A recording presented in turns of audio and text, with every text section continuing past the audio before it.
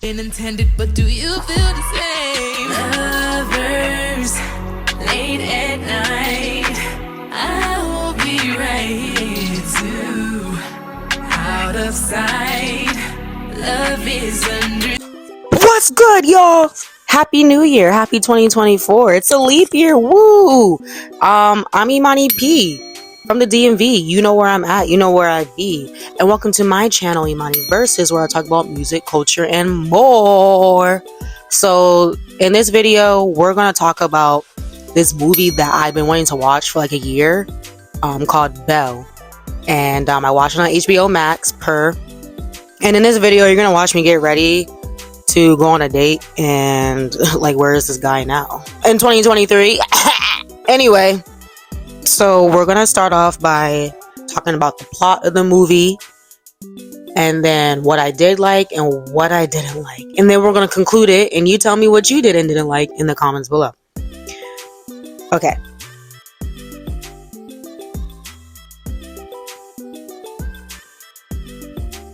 So, Belle is a Oscar-nominated movie by Japanese director Mamoru Hosoda.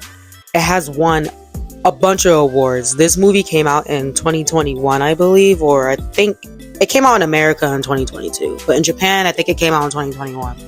So all the awards it won the Locarno Kids Award, the Locarno International Film Festival honor. It got a 14-minute standing ovation. Like, this movie was a big deal. And what intrigued me to this movie was the poster. It just looked kind of magical to me in anime. And I was like, okay, this looks cool, right? So I've been wanting to watch it for a while. I saw it on HBO one day. I was like, let me watch it finally. And I didn't like it. So the plot of the movie is basically about a 17-year-old high school student named Suzu, who becomes a globally beloved singer in a virtual world called You. And from there, she goes on the adventure of emotional growth with herself and helping others along the way with emotional growth and getting through grief. And yes, I said grief because in this movie, spoiler alert, her mother passes away from saving a child that was, I can't remember, I think the child was on a rock in the middle of a river or was drowning. It was something like that, and her mother passed away saving that child. The child was saved, So, Suzu grows up, becomes estranged with her father because of the grief that took a toll on her, and just kind of grew up and now is a teenager and is mad at her mother for saving somebody else, but should have just was being selfish because of her own. She should have stayed and been with her. So that's basically like her grief. She used to be a good singer and a music producer and a writer as a kid, and then she stopped doing all that to the point where she can't even project her voice in the real world. So when Suzu finally gets into the virtual world of You, she was able to project her voice and sing and had all these heartfelt ballads and stuff. And then, then it turns into Beauty and the Beast. She meets this beast in the world that like messed up her concert or something. And then she's just on the search for the rest of the movie of finding who this guy is, who the beast is, and why he did that and what's his problem. And then from there, she finds the beast in real life is this boy that, is getting hit on by his dad. And then she takes a train ride by herself to go protect the boy and his little brother from the dad, and like won the situation, which was so confusing to me. And then everything's solved at the end, and she gets over her grief and she sings in real life. And yeah, that's really the movie. It's like two different movies in one. So let's just do positives, and then we'll do negatives, and then we'll end on a positive note. Yeah! So I hope that plot made sense. Some of the things I really liked about the movie was the animation when they're in the real world and in the virtual world. I didn't mind the CGI It doesn't look like CGI from like 2004. It's CGI of today, so it looks nice to me. I saw some people complain about that when I was looking at videos of this movie and researching this movie. I like the CGI. The other thing I liked about it was the songs. The songs are very heartfelt. They're so emotional, and you can connect with them. It sounds beautiful. Whoever the singer is for Suzu's voice, amazing. They did a phenomenal job. So I really did like that as well.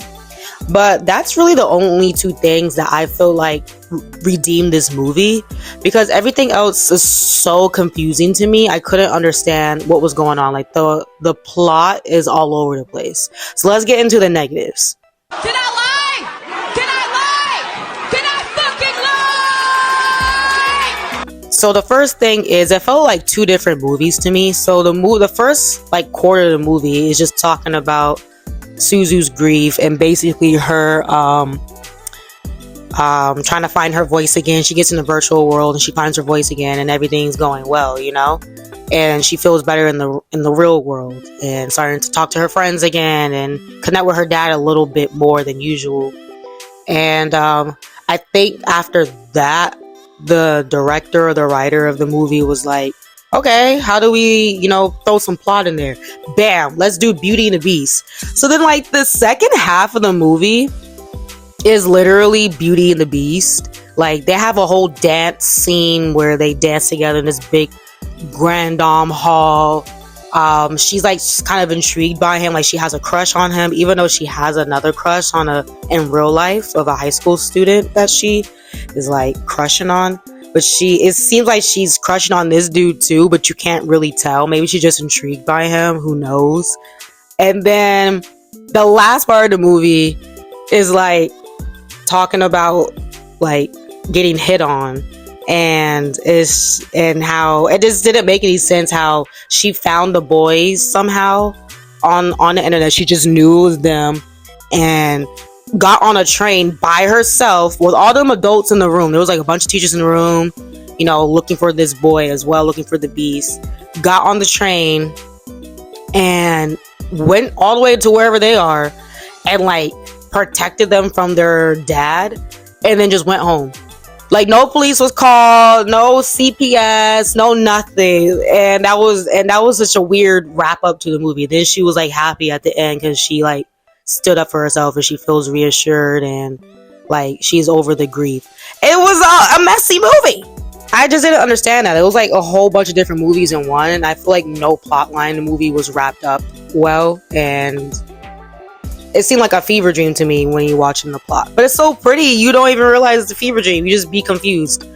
Anyway, the next thing I wanted to talk about why I didn't like the movie is like the find your voice and grief part.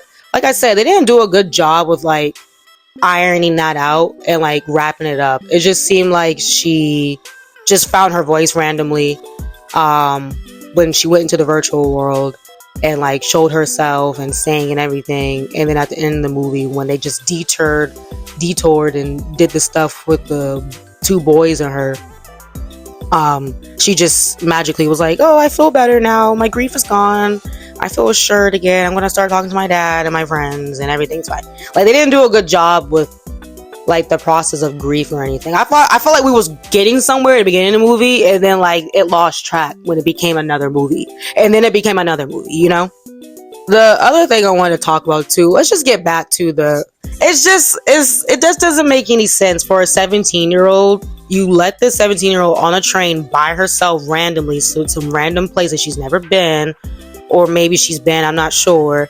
And then like she's protecting herself from these kids' parents. Nobody wanted to tell her like, hey, where's your location so we can call the police to get there and get these kids help. Like, they didn't wrap up that storyline well at all. I just thought that was very strange. I just couldn't understand it. And I think those are all the negatives I have about this movie. I feel like this movie is probably not one of his best ones. I want to watch more of his other movies. He has a lot of movies that he's made. There's one called the Two Wolf Kids. I want to watch that next, so hopefully I can find it online somewhere to watch. Maybe we can review it here. But let's conclude this. Let's conclude this because I know I've been rambling. Oh, girl, please, bitch, ho.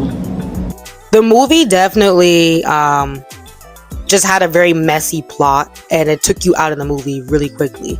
Beautiful aesthetic, beautiful to watch, beautiful to see. But other than that, I don't have much to say about the movie. I kind of am confused why I got a standing ovation. I feel like everyone, it's kind of one of those things like beautiful gowns. Very, very beautiful gowns, like Aretha said. Like, it's a pretty movie, but like the other stuff, like the content don't make no sense.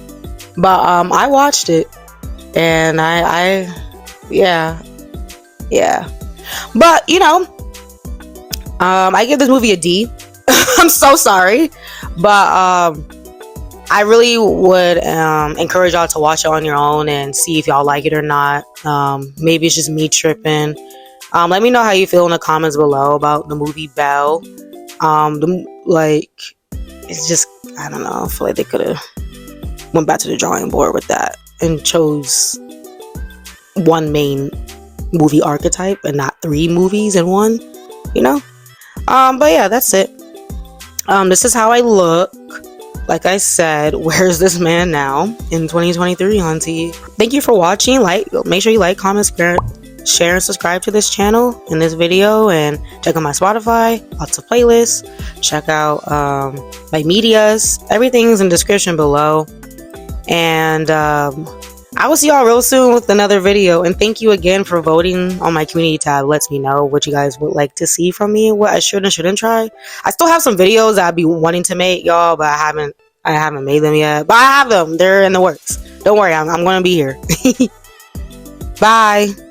Standing, get it right. What I need for you is everlasting. Lovers at night, I might regret everything.